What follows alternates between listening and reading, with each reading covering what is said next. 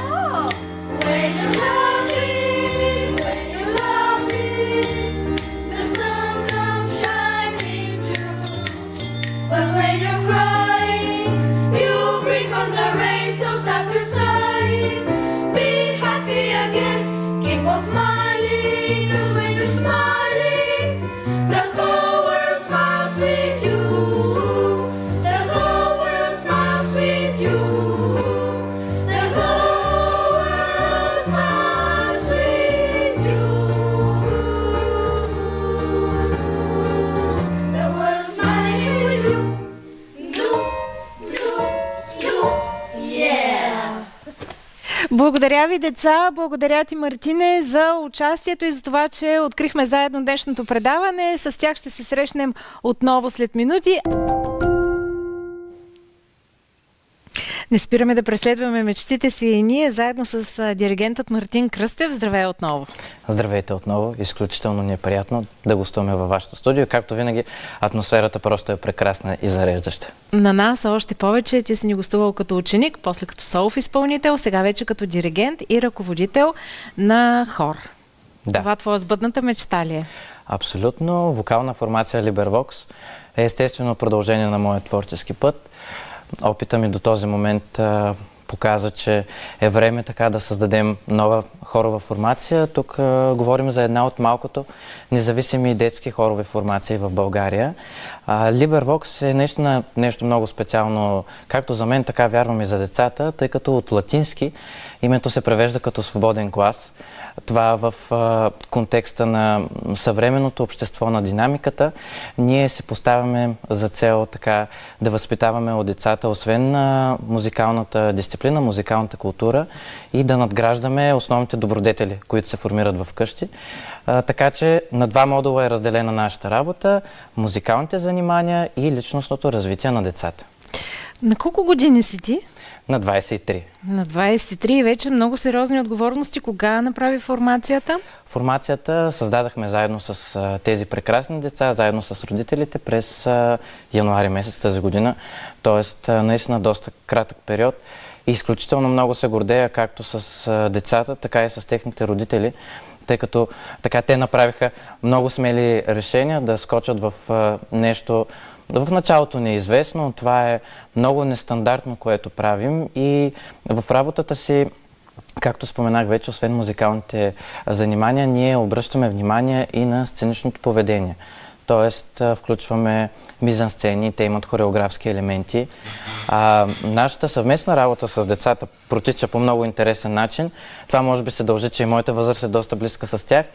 И ние с тях общуваме много свободно. И аз мисля, че това е пътя към успешното развитие на децата. Аз вярвам, че LiberVox така наистина може да се превърне в една среда, която да ги изгради като успешни личности.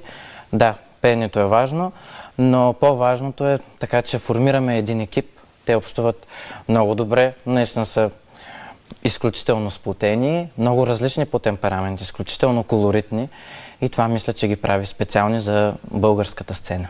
Какъв е репертуарът ви и какви участия си поставил за цел? Репертуара разделяме на две части. Едната част е хоровия репертуар, а другата част е инструментален репертуар. Това са съвременни детски песни, съвременни поп-песни. Това в контекста, че искаме да запълним тази ниша между индивидуалните поп и джаз солисти, които сега са много популярни, и хоровото пеене, тъй като по средата липсва това. И е много красиво, много специално, тъй като в състава те могат така да наберат смелост, да се изявяват, а вече когато напреднат малко и който пожелае, правим дуети, трия, по-камерни формации, пускаме и солисти, и това изключително много обогатява. Прави ни адаптивни, тъй като може да се изявяваме на различни сцени, и в тази връзка имаме доста покани. Впечатлени сме и благодарни, че такова голямо внимание има към нас. Постоянно пристигат покани. Концентрирани сме както върху фестивални участия, така имаме и покани за специални вече индивидуални концерти, което голяма отговорност, и съвсем скоро ще се случи и ще имаме новини. Стискаме палци и сме с вас, подкрепяме ви напълно. Само да кажем, че ти си от Болчик, а формацията е от Добрич. Да, точно така. Формацията е в Добрич и бихме искали да поканим всички деца, всички родители, които проявяват интерес към музикалното изкуство. Разбира се, не е задължително да са от Добрич, може от Варна, от региона. Ще ви очакваме за пробни репетиции. Добре дошли са да се присъединят в нашето голямо семейство и да се развиваме заедно, защото LiberVox не развива само децата, то развива и нас като ръководители и родители. И така всички заедно искаме да се изграждаме като личности и да вървим напред заедно.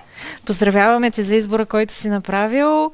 Някак си от толкова години те познаваме. Педагогиката е наистина твоя път. Наблюдавахме те тук по време на репетицията, начина, по който общуваш с децата, и свободен глас е истинското име на тази формация. Благодаря изключително много. Какво ще чуем сега? Още за поканата. Ще чуем "Ще бъде" по текст и музика на Галина Иванова. Прекрасна песен с много силно послание. Чрез нея искаме да кажем на вас и на вашите зрители, че вярваме, че със всеки един ден ние ставаме по-добри и света се превръща в много по-добро място. Дай Боже, слушаме ви.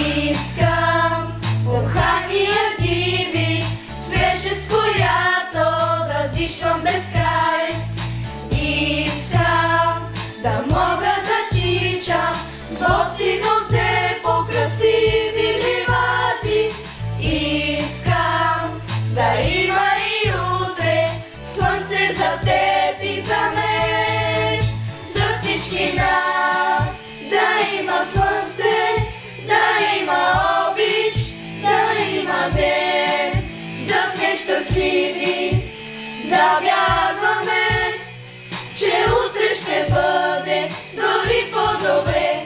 Ще бъде, ще бъде, ще бъде, ще бъде, ще бъде, ще бъде,